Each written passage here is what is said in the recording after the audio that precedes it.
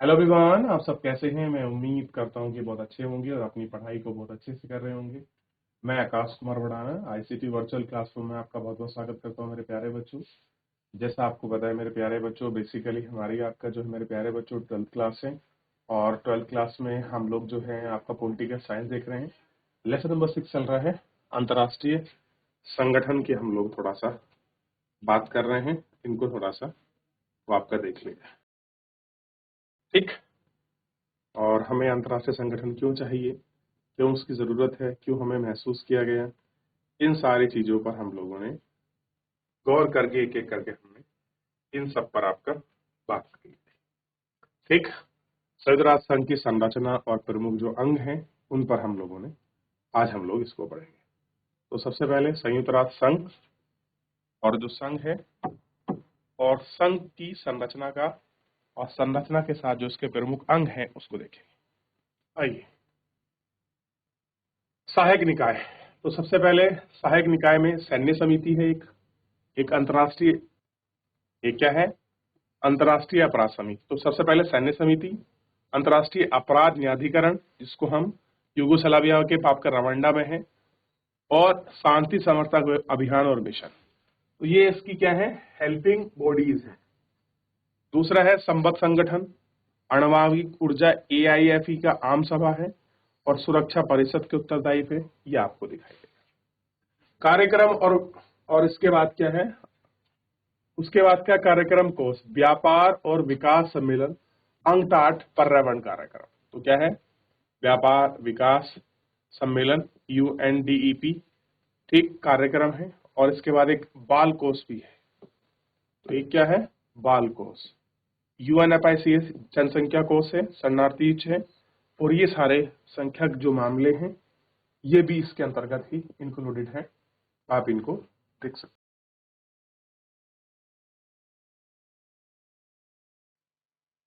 विशेष कार्य के लिए आयोग, ठीक। अब थोड़ा सा एक बार देख लीजिए, पहले पहले हेल्पिंग बॉडी पढ़ लेते हैं।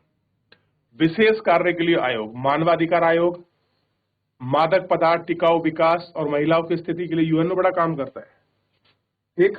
और एक है आर्थिक आयोग, जिसमें आर्थिक आयोग अफ्रीका, यूरोप, दक्षिणी अमेरिका, कैरेबियन कंट्री, आर्थिक और सामाजिक आयोग Asia Pacific and south Asia के लिए, ठीक है। ये क्या है, आयोग है। अब सुरक्षा परिषद की बात करें तो ध्यान दीजिए, इस सुरक्षा परिषद में टोटल 15 मेंबर हैं, जिसमें से 5 स्थायी हैं। कैसे हैं, 15 मेंबर हैं, ठीक, 5 स्थायी हैं। चीन, फ्रांस, रूस, ब्रिटेन और अमेरिका। और बार बार भारत कहता है कि भैया हमको इसी में सदस्य में शामिल करो। इन्हीं 5 सदस्यों में स्थायी मेंबर में शामिल होना चाहता है और यही लोग वीटो लगाते हैं। तो चाइना है, फ्रांस है, रूस है, ब्रिटेन है, अमेरिका, लेकिन भारत नहीं। तो हमेशा से ये राजनीतिक मुद्दा रहा है कि भाई UN की जो सेफ्टी काउंसिलिंग है, जो सुरक्षा परिषद है, भारत को इसका हिस्सा होना चाहिए। 10 अस्थायी सदस्यों का चुनाव सभा, 2 वर्षों के लिए निर्णय, और सभी के लिए पर ये बाध्यकारी जो अधिकार हैं ये हमको देखने के लिए कैसे हैं, बाध्यकारी। शोध और प्रशिक्षण संस्थान, विकास के लिए शोध है, ठीक, और इनको भी हमने आपका देखा है। आम सभा की बात कर रहे हैं, जनरल असेंबली 1993 में प्रतिनिधि हैं, सभी को एक समान प्रमुख निर्णय के रूप में 2/3 बाकी हैं और सामान्य की जरूरत और निर्माण सदस्यों के लिए बाध्यकारी रूप से भी रखा गया है। सहायक निकाय है, समितियां और तदर्थ हैं, और इन पर हम लोग देखेंगे। रासायनिक हथियार पर निषेध के लिए संगठन भी है कि भाई जो लोग केमिकल वेपन वगैरह बनाते हैं उन पर प्रॉपर मॉनिटरिंग करने के लिए, उनको कोई ना लागू करे, कोई ना बनाए, उसके लिए भी संगठन है। सहायक समिति है, कोई आपका तुरंत कमेटी बैठानी है, कोई तुरंत आपका बॉडी चाहिए, उसके लिए भी है। और ध्यान रखिए, और इसी के साथ क्या है, एक अंतर्राष्ट्रीय न्यायालय है, ठीक, ठीक, जेएस है। इसमें 15 मेंबर होते हैं, ध्यान दीजिए कितने मेंबर हैं, 15। 9 वर्षों के लिए आम सभा का चुनाव होता है। सुरक्षा परिषद में दोनों में महत्वपूर्ण द्वारा मुख्यालय है, दोनों में महत्वपूर्ण बहुमत के द्वारा ही आते हैं। द हेग में अंतर्राष्ट्रीय न्यायालय का मुख्यालय है। इसमें द हेग में, मान लीजिए कोई व्यक्ति भारत का पकड़ लिया, वो कह रहे हैं कि भैया जासूसी का आरोप है, वो कहते नहीं वो खाली व्यापार है, जैसे बाप के सरजीत सिंह मसले में आया, तो ऐसे में भारत सरकार अंतर्राष्ट्रीय न्यायालय में अपनी दलील पेश की द हेग में, नीदरलैंड में। ठीक। सचिवालय के अन्य प्रमुख कार्य और संगठन हैं, जैसे अंतर्राष्ट्रीय स्टाफ है, इसके महासचिव हैं, इसकी नियुक्ति सुरक्षा परिषद की सलाह और आम सलाह पर की जाती है। इसकी कुछ आपका इकाइयां हैं, जैसे मानव अधिकार उच्च आयोग का कार्यालय है, जो संयुक्त राष्ट्र विश्वविद्यालय, HIV एड्स कार्यक्रम, तो बहुत सारे ये कार्यक्रम भी चलाती है। जैसे HIV एड्स के लिए, ह्यूमन को, मानव को आपका स्टेबल करने के लिए, सामाजिक उत्थान के लिए ये सारे काम करती है। महिलाओं के विशेष योगदान के लिए और मानव अधिकार के लिए भी काम करती है। आपने देखा होगा यूसुफ मलाला जई ने मानवाधिकार की बात करी थी और मानवाधिकार की बात करने चक्कर में उसको गोली मार दी तालिबानियों ने, पूरी सुरक्षा दी US गवर्नमेंट ने उसको। ठीक। सामाजिक आर्थिक परिषद है, आम चुनाव में 3 वर्षों के लिए सभा है, भौगोलिक क्षेत्र है और 54 आपका सदस्य देश है। इसमें संबंध संगठन है और WTO भी है। विशेष एजेंसी है, अंतर्राष्ट्रीय श्रम संगठन ILO, FAO और संयुक्त राष्ट्र शैक्षणिक और वैज्ञानिक और सांस्कृतिक संगठन, विश्व स्वास्थ्य संगठन, मुद्रा कोष, अंतर्राष्ट्रीय मौसम विज्ञान IMO और दूसरा अंतर्राष्ट्रीय संरचना भी है। न्याय परिषद संयुक्त राष्ट्र की संहिता प्रणाली के अंतर्गत ट्रस्ट ट्रेजेटरी पलाऊ और 1 नवंबर 1994 में स्थायी परिषद भी है। कैसी है ये सारी स्थायी परिषद भी है। ठीक। इन सब चीजों के अंतर्गत आपका देखा हुआ है और हम इसको देखते भी हैं। तो सबसे पहले एक फटाफट नजर दौड़ाइए और देखिए कौन कौन सी बॉडी है, कैसे कुछ है। देख लिया, आगे बढ़े, देख लिया आप लोगों ने। चलिए अब आगे बढ़ रहे हैं, थोड़ा सा आप इसमें ध्यान दीजिए। देखिए मेरा कहने का मतलब ये है, जो यूएनओ बना है, इस यूएनओ संगठन का एक महत्वपूर्ण काम क्या था कि जो हमारा पूरे देश है, मान लीजिए कोई किसी देश पर जबरदस्ती कोई अटैक करता है और देश कोई नहीं बोल पाते, ठीक है, कि यार वो कोई हम पे अटैक ना कर दे, हमारा देश संबंध खराब ना कर दे, ऐसी स्थिति में यूएनओ आगे आकर लीड करता है और कहता है कि आपका भले ही प्रभुत्व हो सकता है, आप बहुत तकड़े लड़ाका हो सकते हैं, बड़े अर्थव्यवस्था वाले हो सकते हैं, लेकिन आप किसी पे कब्जा नहीं कर सकते, किसी के मानव अधिकार को आप खंडित नहीं कर सकते। मान लीजिए अगर भारत में भी कोई चीज होती है, किसी से पाकिस्तान में बहुत बार बमबारी होती है, लोग मारे जाते हैं, यूएनओ उसमें भी एक्शन लेता है, मदद भी करता है, राहत कार्य भी करता है।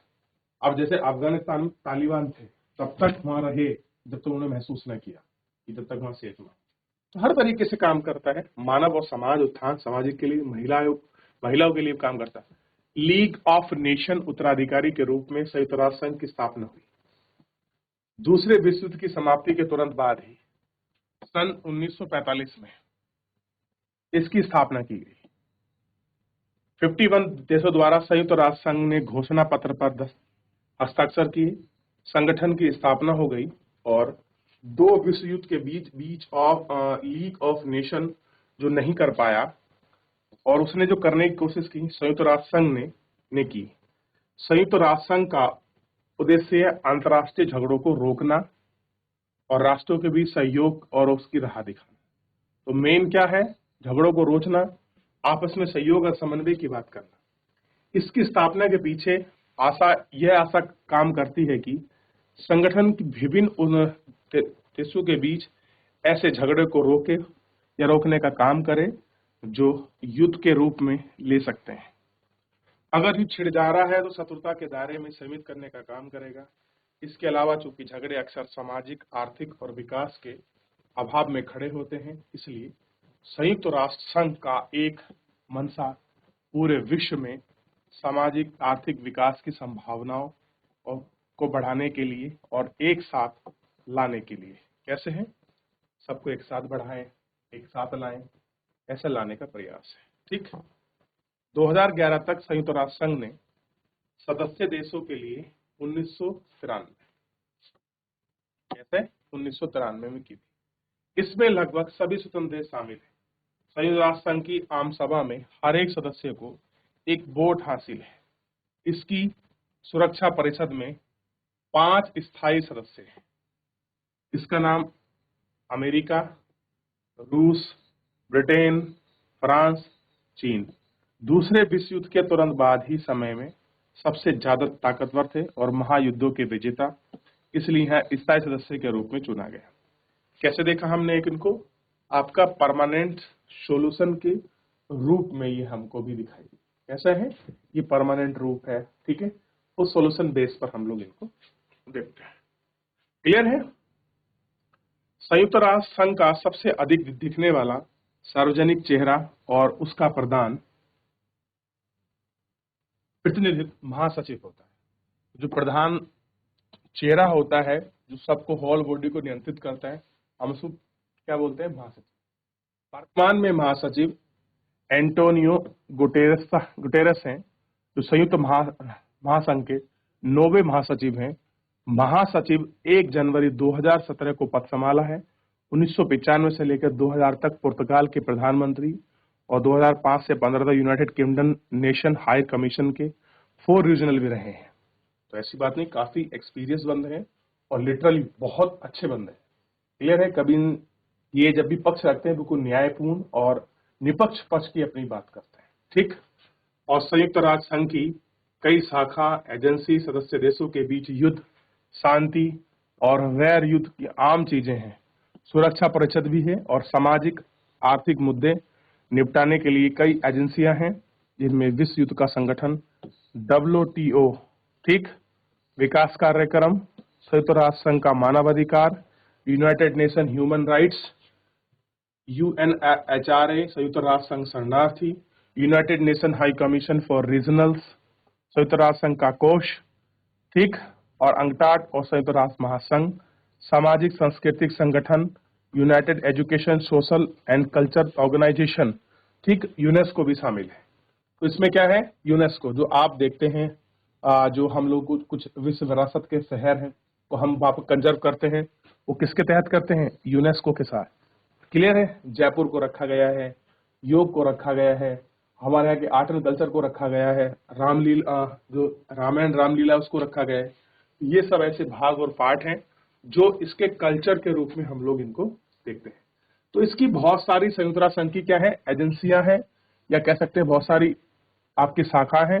उन शाखा को हम लोग देख रहे हैं। अब जैसे इसी की एक शाखा है WTO, वर्ल्ड ट्रेड ऑर्गेनाइजेशन। आप जानते हैं कौन है भाई, इसी ने बना के दी है। ठीक। आज जैसे WHO है, सॉरी WTO नहीं, क्षमा चाहूंगा, WHO है। अब WHO क्या करता है, विश्व लेवल पर ये कोशिश करता है कि अगर कोई नया रोग आ रहा है तो उसके समाधान के लिए उसकी खोज हो, उसकी रिसर्च हो। क्लियर है। लोगों को उसका फायदा हो, देश को आप इनोवेशन कर सके। क्लियर है।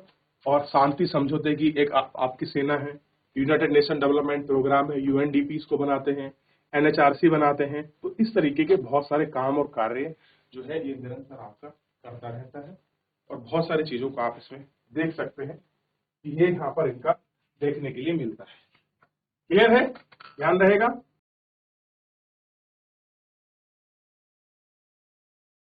आगे बढ़ जाए तो बहुत सारे जो उसके कल्चरल पार्ट थे, हेल्पिंग बॉडी थी, हमने उनको देख लिया। अब शीत युद्ध के बाद संयुक्त राष्ट्र संघ में सुधार, कोल्ड वॉर के बाद UN में कुछ रिफॉर्म है या कुछ चेंजेस आपके आए, उन चेंजेस को हम लोग आपका देखेंगे।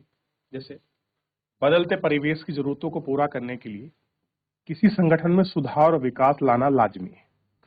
भाई कोई संगठन है, अगर आप चाहते हो कि हमारे परिवेश जो आसपास का माहौल है वो बदले, तो कुछ हमको बदलना पड़ेगा, कुछ हमको परिवेश में बदलाव लाना पड़ेगा। और हम परिवेश में बदलाव लाने का हमने प्रयास किया। संयुक्त राष्ट्र संघ की इसी में अपवाद नहीं है। हाल ही के वर्षों में वैश्विक संस्थाओं में सुधार की मांग की गई, आवाज उठी, सुधार की प्रकृति के बारे में कोई स्पष्ट राय या सहमति नहीं बन पाई। कैसी है, कोई स्पष्ट सहमति या कोई ऐसी राय जो है यूनिक वो आपका नहीं बन पाई। संयुक्त राष्ट्र संघ के सामने दो तरह के बुनियादी सुधार का मसला है। एक तो इस संगठन की बनावट और इसकी प्रक्रिया और सुधार, दूसरे संगठन के न्यायिक और आने वाले मुद्दे समीक्षा की जानी चाहिए। लगभग देश के सहमति है, दोनों ही सुधार की जरूरत है। देशों के बीच सहमति इस बात पर नहीं है कि इसमें दरअसल ठीक करना क्या है, कैसे करना है और कब करना है। ये सारी इसमें देखने की जरूरत है कि भाई सुधार कब होना चाहिए, कैसे होना चाहिए, कितना होना चाहिए, जरूरत है। बनावट और प्रक्रिया में सुधार के अंतर्गत बड़ी बहस सुरक्षा परिषद के कामकाज को लेकर है। जुड़ी हुई एक मांग यह है कि सुरक्षा परिषद में स्थायी और अस्थायी महासदस्यों की संख्या बढ़ाई जा सके ताकि समकालीन विश्व राजनीति में और वास्तविक इस संगठन में बेहतर नुमाइंदगी हो सके। खास तौर पर एशिया, अफ्रीका, दक्षिण अमेरिका के ज्यादा सुरक्षा परिषद सदस्यों की बात उठ रही है। अतिरिक्त अमेरिका, पश्चिमी देश, संयुक्त राष्ट्र संघ और यहाँ से जुड़ी प्रक्रियाएं इस प्रशासन में चाहेंगे कि वो सुधार हो।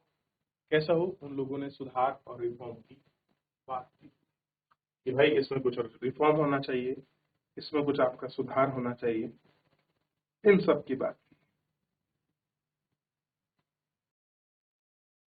देख लिया, आगे बढ़े। जहां तक संयुक्त राष्ट्र संघ के किन्हीं मुद्दों को ज्यादा प्राथमिकता देने और उनकी संयुक्त राष्ट्र संघ की न्यायिकता में लाने का सवाल है, कुछ देश विशेषज्ञ चाहते हैं कि संगठन में शांति, सुरक्षा और जुड़े मिशन पर ज्यादा प्रभावकारी अथवा बड़ी भूमिका निभाएं, जबकि औरों की इच्छा है कि वे संगठन में अपने विकास, मानवीय भलाई, श्रम, शिक्षा, पर्यावरण, संख्या, मानवाधिकार, लिंग और सामाजिक समस्या को समिति को सुरक्षित रखें। तो अलग अलग पहलू हैं, अलग अलग प्रयास हैं, अलग अलग तरीकों से हमने इनको देखा और देखने का प्रयास भी करें। आइए हम दोनों ही किस्म के सुधारों पर नजर दौड़ाएं। इस चर्चा में हम ज्यादा जोर देकर ढांचागत प्रक्रिया में सुधार देने का प्रयास करें। कैसे करेंगे? सुधार देने का प्रयास करें। अब बान की मून संयुक्त राष्ट्र संघ के महासचिव हैं। 2015 में दिल्ली में संयुक्त राष्ट्र संघ की 70वीं वार्षिक बैठक का जश्न मनाने की शुरुआत की थी। ऐसी एक बान की मून फ्यूचर बी इवेंट, एक 70 साल हो गए थे जब हमने इसको काम किया था। क्लियर है?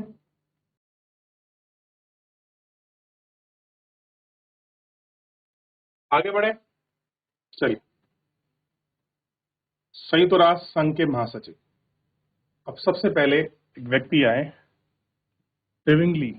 ये 1946 से 1952 तक रहे। नॉर्वे के तो प्रोफेशन से वकील और विदेशी मंत्री रहे हैं। कश्मीर के मामलों को लेकर भारत पाकिस्तान के बीच हुई लड़ाई में युद्ध विराम के लिए प्रयास किया। दक्षिणी कोरिया को युद्ध को शीघ्र समाप्त करवाने में नाकाम रहने पर आलोचना हुई, दोबारा महासचिव बने। सोवियत संघ ने विरोध किया और अपना महासचिव पद से त्याग दे दिया।